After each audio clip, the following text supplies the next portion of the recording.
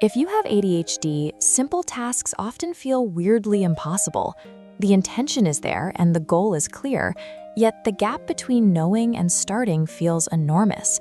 To an outside observer, this looks like a lack of effort, but labeling this as laziness misses the point entirely.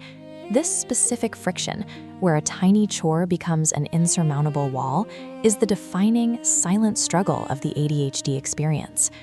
To understand why the stall happens, we have to look past the physical room and examine the neurological space where the brain processing occurs. A chore that looks straightforward secretly demands several cognitive jobs at once.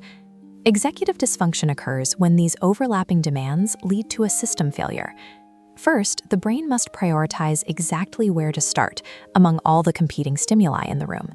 Then it requires activation, generating the mental and physical momentum needed to take the first step.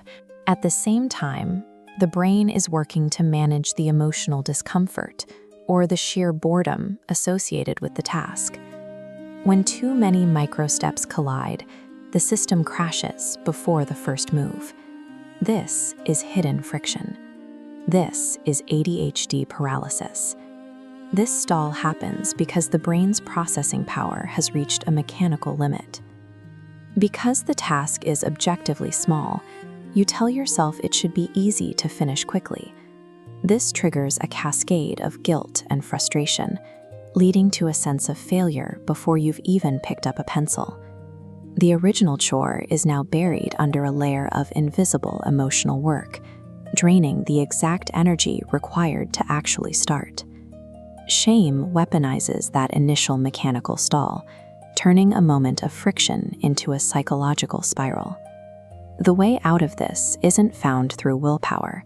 It comes from reducing the cognitive load.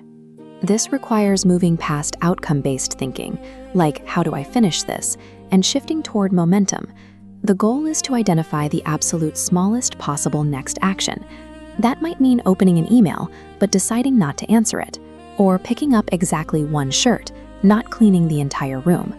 These tiny reductions trigger the biological shift needed for an ADHD brain to move. Once the task feels possible, the paralysis breaks.